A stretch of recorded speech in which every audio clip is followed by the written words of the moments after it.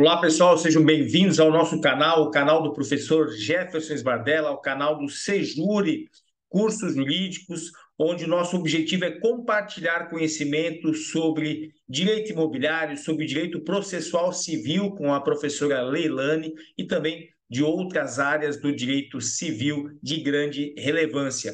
Hoje eu quero tratar de um assunto que está muito relacionado tanto ao direito imobiliário quanto ao direito sucessório, que é a compra e venda de imóveis não inventariados, daqueles bens, negócios imobiliários de bens não inventariados. Então, muitas vezes você como advogado ou como advogada, ou você mesmo é herdeiro, ou você é um pretenso comprador, mas aquele bem que você pretende adquirir ele não foi ainda inventariado, não finalizou o inventário, mas você tem desejo de comprar, os herdeiros têm desejo de vender, e aí como é que faz? Tem solução para isso, e é aqui que eu vou lhe ensinar quais são essas soluções. Então, eu quero compartilhar com vocês um material que eu preparei sobre esse relevante assunto, que é o assunto negócios imobiliários de bens não inventariados. Mas antes disso, eu peço a vocês que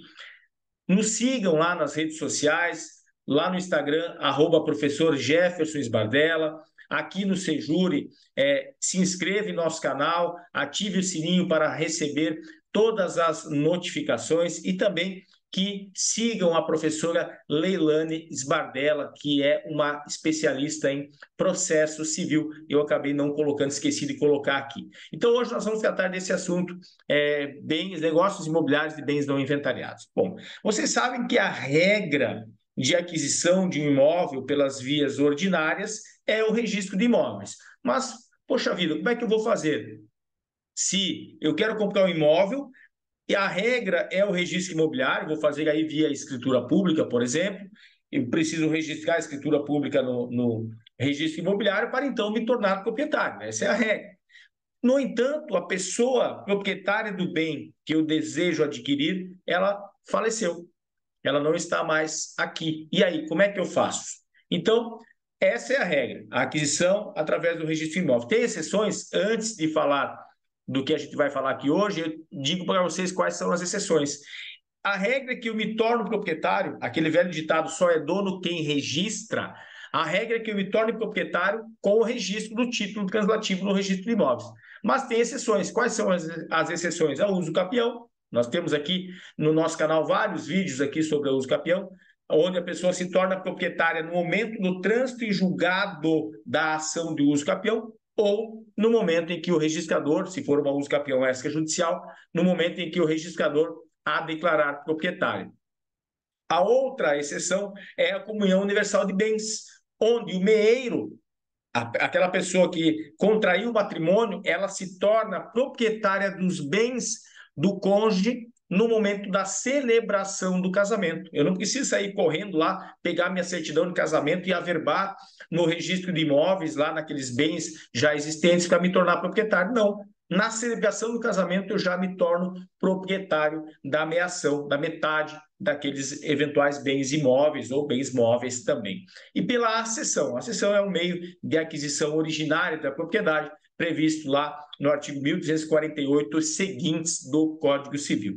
E ainda eu me torno proprietário, mesmo antes de ter o meu nome devidamente registrado lá no cartório de registro de imóveis, pelo princípio da SESINE, ou SAISINE, como queira, prevista lá no artigo 1784 do Código Civil, que diz que os herdeiros se tornam proprietários desde logo de todos os bens deixados pelo autor da herança no momento do falecimento, da abertura da sucessão. Vejamos, artigo 1784 do Código Civil. Aberta a sucessão, a herança transmite-se desde logo aos herdeiros legítimos e testamentários. Nesse momento, os herdeiros já passam a ser proprietários e possuidores dos bens deixados pelo falecido, independentemente do registro em seus respectivos nomes. Então, essa é a regra. Por isso é que os herdeiros podem vender mesmo antes de concluído o inventário, justamente por causa do princípio da sesine, prevista aqui no artigo 1784 do Código Civil. E como é que eu vou operacionalizar isso? Como é que eu vou resolver isso na prática? De que forma? Existem duas maneiras, tá?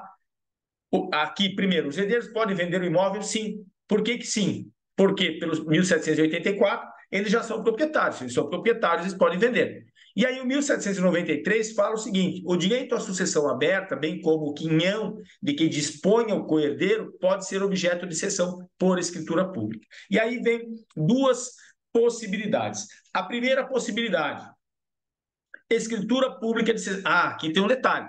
Todos, para eu vender um imóvel, através de uma cessão de direitos hereditários, escritura pública, todos os herdeiros têm que assinar. Eu não posso vender de forma singular. Ah, eu quero vender aqui, o professor Jefferson quer vender a cota parte que lhe cabe da herança daquele imóvel, ele quer vender para um terceiro. Não, não, não.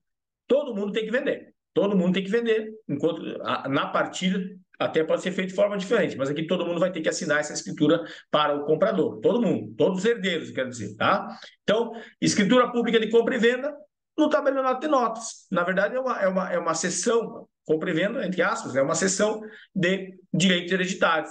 Eles estão vendendo esses direitos hereditários sobre aquele imóvel para uma terceira pessoa.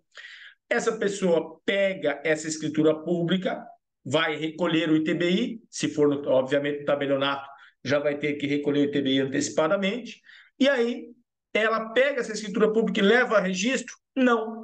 Não é possível registrar essa escritura pública de cessão de direitos hereditários enquanto não finalizar o inventário, enquanto não se resolver a partilha. Ela adquire, ela pode até receber a posse desse imóvel, ela vai ter uma escritura pública de cessão de direitos hereditários, vai ser quase seu aquele imóvel, quase seu, por quê? Só vai ser seu de verdade, lembro da regra, só é dono quem registra. Só vai ser seu aquele imóvel quando ela registrar essa escritura pública lá no registro de imóveis, mas ela ainda não pode registrar, porque não foi concluído o inventário. Existe um princípio no direito registral imobiliário, que é o princípio da continuidade registral. Esse princípio existe desde 1924, foi regulamentado em 1928, onde eu não posso quebrar ali a corrente. Se está em nome do falecido, ele não pode ir direto para o nome do terceiro. Eu preciso que vá primeiro para o nome dos herdeiros, depois dos herdeiros para o comprador, o novo proprietário. Então, eu preciso que primeiro seja registrado, está ali o nome do falecido ou falecida, registre o inventário, passando esse bem para os herdeiros, depois dos herdeiros passa, então, para o comprador. Só então que eu consigo registrar. Mas, às vezes, se faz dessa forma, por quê? Porque o comprador já quer garantir a compra daquele bem. Então, ele vai ter uma escritura pública, vai lhe dar uma certa segurança, ele vai se habilitar no inventário, e aí fica aguardando a finalização da partilha. Quando finalizar, então, ele vai conseguir registrar essa escritura pública.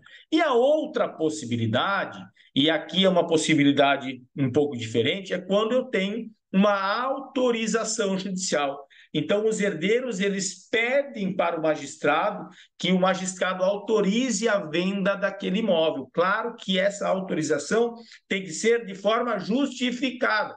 Não estou falando aqui a autorização para vender bens de menores, não é isso. Estou falando dos herdeiros, digamos que sejam todos maiores, independentemente de ter menor ou não, eles precisam de uma autorização judicial. Vejam o que diz o artigo 619 do CPC, Código de Processo Civil. Incumbe ainda ao inventariante, ouvidos os interessados e com a autorização do juiz, ou seja, todos os herdeiros têm que estar de acordo e o magistrado tem que autorizar alienar bens de qualquer espécie, os bens, então, do espólio. Então, nesse caso, eu vou fazer, uma vez obtido o alvará judicial, o magistrado autorizou o alvará judicial, ele vai dizer quem que é o beneficiário não é quem vai receber o dinheiro, o beneficiário é quem vai assinar a escritura pública de, nesse caso, compra e venda, diretamente então para o comprador. Escritura pública de compra e venda, recolhimento do ITBI, registro, ok, pode registrar. Nesse caso aqui, então, é muito mais vantajoso para o comprador, mas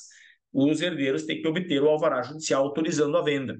Então, uma vez obtida essa autorização, é lavrada a escritura pública de compra e venda com recolhimento do ITBI, e aí sim o comprador poderá levar essa escritura pública diretamente ao registro e vai conseguir registrar, porque houve ali uma autorização judicial, vai citar ali o número do inventário, tudo bonitinho, tudo certinho, e vai dizer que houve ali a cessão desses herdeiros, né? Os herdeiros, uma vez de acordo, o magistrado autorizou então que seja vendido esse imóvel do espólio diretamente para o comprador, e aí sim ele consegue registrar e se torna proprietário com o registro. Mas, como eu disse, tem que convencer o magistrado da necessidade da venda desse bem. Qual a melhor maneira para o comprador, então? Através do alvará judicial. A dificuldade é que muitas vezes os herdeiros eles não conseguem esse alvará. Tem que, por exemplo, digamos que seja um inventário, os herdeiros receberam vários bens ou somente um bem, só que não tem condições de sequer recolher o ITCMD para finalizar o inventário.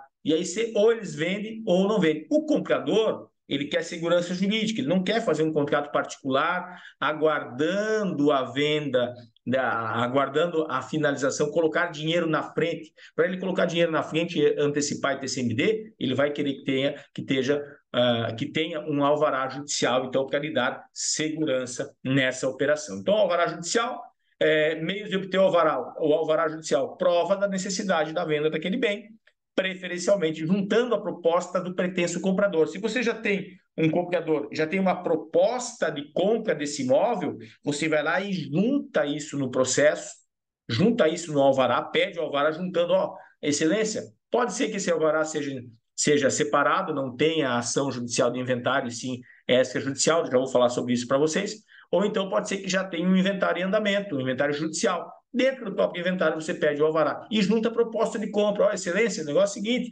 eu arrumei um comprador, eu preciso vender, se eu não vender, eu não consigo finalizar o inventário, e ainda eu tenho um comprador, junto uma proposta com um prazo não muito longo, que é para o juiz agilizar a expedição desse alvará judicial. Aí será mais fácil de você conseguir a autorização para vender. E a última situação que eu trago para vocês aqui é a possibilidade. Então, muita gente pensa que eu preciso esperar, eu só posso fazer o inventário judicial porque eu só tenho um bem imóvel e eu tenho que vender esse bem para conseguir fazer o inventário. Olha, você pode dar entrada no inventário extrajudicial, nos termos da Lei 11.441 e resolução número 35 do CNJ, que regulamentou a Lei 11.441, que diz, né, que você entra com o inventário extrajudicial, quando você entrar com o inventário extrajudicial, e aí teve alterações aqui nessa resolução, feitas pela Resolução 422 de 2022, do CNJ, Conselho Nacional de Justiça, onde você entra com o inventário extrajudicial, é lavrada uma escritura pública de inventariante, de nomeação de inventariante, que com essa escritura de inventariante, o inventariante consegue fazer todas as diligências necessárias para dar andamento, então, ao inventário. E uma delas, olha só o parágrafo 2º. Vamos começar a ler do início. Artigo 11 da Resolução 35, que regulamentou a Lei 11.441.